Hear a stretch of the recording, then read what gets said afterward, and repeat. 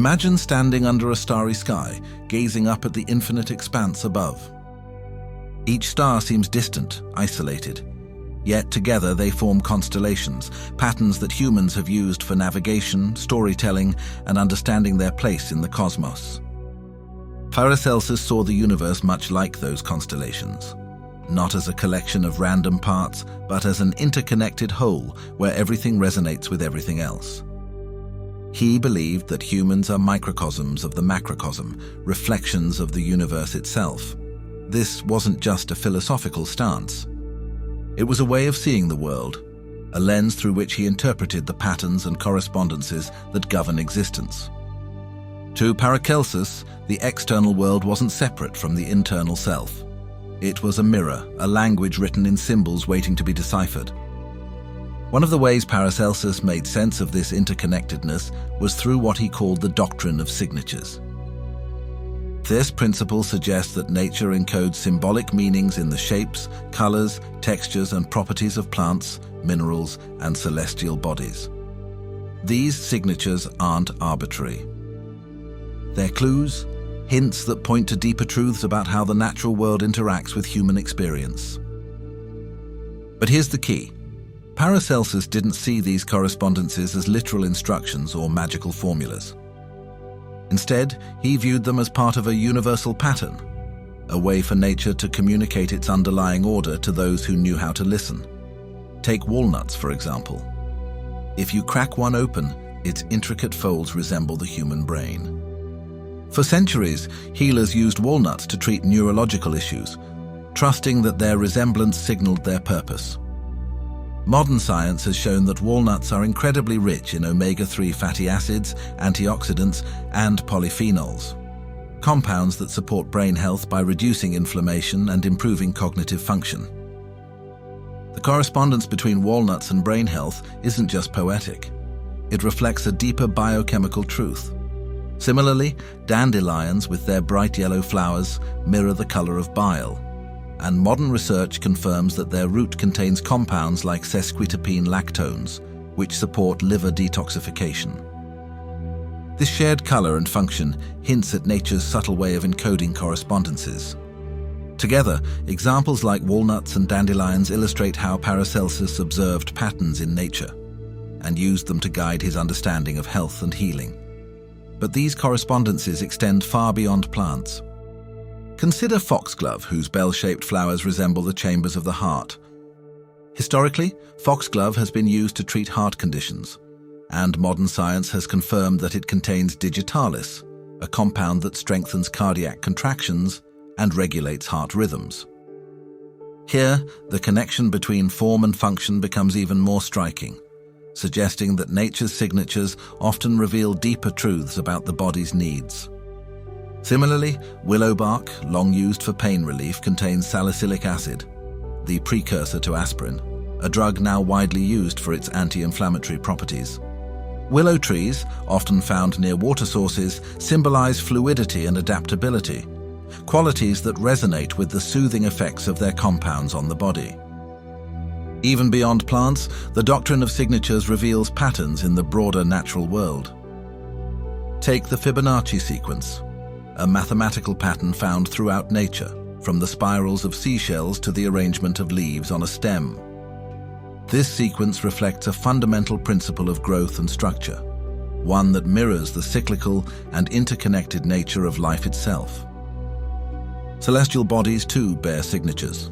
The sun, with its fiery energy, corresponds to vitality and life force, while the moon, with its cyclical phases, reflects emotions and intuition. These patterns aren't limited to plants or stars. They extend to minerals, animals, and even human behavior. Paracelsus believed that by observing these correspondences, we could gain insight into the workings of the universe and our place within it. This idea, that the external world mirrors the internal workings of the human body, is central to Paracelsus's philosophy. It's not just about noticing similarities. It's about understanding why they exist and what they reveal about the interconnectedness of all things. Think about it. If nature encodes these kinds of correspondences, then perhaps our thoughts and intentions operate in a similar way. After all, Paracelsus believed that humans are microcosms of the macrocosm, that we reflect the universe and are inseparable from it. This means that when we focus our thoughts and emotions on a specific goal, we might be tuning ourselves to the frequency of that reality. Manifestation then becomes less about magic and more about alignment, aligning our internal state with the external forces that shape our reality. Now, alignment doesn't happen overnight. It's a process, one that mirrors the stages of transformation Paracelsus described in his alchemical philosophy. Alchemy wasn't just about turning lead into gold, it was a metaphor for personal growth. He outlined 3 stages: nigredo, albedo, and rubedo. Nigredo, or blackening, is the stage where everything falls apart. It's the moment of crisis, the confrontation with your deepest fears and shadow aspects. If you've ever tried to manifest something big, whether it's financial abundance, a new career, or a healthier relationship, you've probably experienced this phase. Resistance arises, doubts creep in, and it feels like nothing is working. But here's the key. Nigredo isn't a failure, it's a necessary part of the process. In psychology, this stage corresponds to shadow work, the practice of confronting repressed emotions and beliefs. By acknowledging and releasing these blockages, you clear the path for transformation. Once you've moved through nigredo, you enter albedo, or whitening. This is the stage of purification and clarity. It's where you release emotional baggage and gain a deeper understanding of your goals. Imagine standing at the edge of a river, watching the water flow past. That's what albedo feels like, a sense of letting go, of allowing things to move naturally. Meditation, journaling, and breathwork can help you access this state. Finally, there's rubedo, or reddening, the stage of integration and empowerment. This is where all the pieces come together, and you step into your desired reality. It's not just about achieving a goal.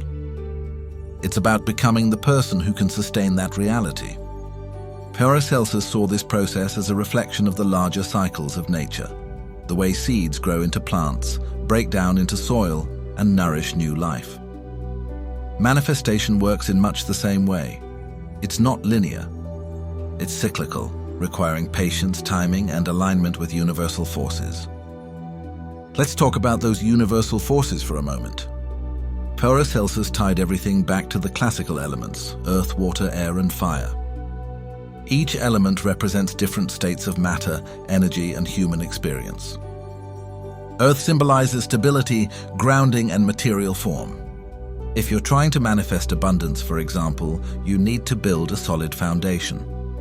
This might mean creating a budget, saving money, or taking consistent action toward your goals. Water represents emotions, fluidity, and adaptability. Emotional blockages can disrupt your flow, much like stagnant water becomes toxic. Spending time near water sources or practicing emotional release techniques can help restore balance. Air governs thought, communication, and intellect. Clear thinking requires mental space, much like clean air allows for better breathing. Deep breathing exercises or visualization practices can enhance your mental clarity. And fire? Fire is passion, transformation, and willpower. Without fire, nothing moves forward. Lighting a candle or engaging in creative projects can ignite motivation and drive. What's fascinating is how these elements interact with one another. Just as ecosystems depend on balance, humans must align their internal elements with external forces to manifest desired outcomes. For example, if you're seeking clarity, an air-related goal, you might spend time outdoors in open spaces or practice mindfulness. If you're feeling stuck in life, look at the larger systems around you, your relationships, environment, and habits. Are they aligned with your goals? Adjusting these elements can create a ripple effect, transforming your reality. This idea of interconnectedness isn't unique to Paracelsus. It's echoed in modern frameworks like systems thinking and ecology. When you understand that you're part of a larger web of relationships, you start to see how small changes can lead to significant results. Now let's bring this back to Paracelsus himself. What made him such a groundbreaking figure wasn't just his ideas, it was his approach. He rejected medieval dogma and emphasized observation, experimentation, and reliance on personal knowledge. At a time when medicine relied heavily on bloodletting and herbal remedies, Paracelsus introduced the idea that substances could have dual effects depending on their concentration. His famous statement, "All things are poison and nothing is without poison," the dosage alone makes it so a thing is not a poison, laid the foundation for modern toxicology and pharmacology. Even today, this principle underpins our understanding of drug safety and efficacy. For example, aspirin derives from willow bark, a remedy Paracelsus might have used. Digitalis, extracted from foxglove, treats heart conditions, reflecting his Doctrine of Signatures. These aren't just historical footnotes, they're testaments to the enduring relevance of his work. So what can we take away from all of this? Paracelsus' teachings offer a framework for understanding manifestation, interconnectedness, and the nature of reality. They remind us that we're not separate from the world around us. We're reflections of it. By observing the patterns in nature, aligning our thoughts and actions with universal forces, and embracing the cycles of transformation, we can consciously shape our reality. But it's not just about achieving goals. It's about becoming the person who can sustain that reality. Paracelsus' alchemical process mirrors the journey of personal growth, confronting resistance, gaining clarity, and stepping into empowerment.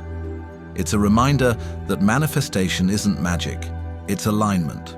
And alignment requires effort, awareness, and a deep understanding of the interconnected systems that shape our lives. As we wrap up, I want to leave you with this thought. Paracelsus lived in a time when science and spirituality weren't seen as separate disciplines. He viewed the universe as a unified whole, where everything, from the smallest particle to the largest galaxy, was connected. In many ways, his vision aligns with our modern understanding of quantum mechanics, systems thinking, and holistic health. So, the next time you're struggling to manifest something, remember Paracelsus. Look for the signatures in nature. Thank you for Balance watching. your elements and trust the process. After all, the universe is always speaking to us. We just need to learn how to listen.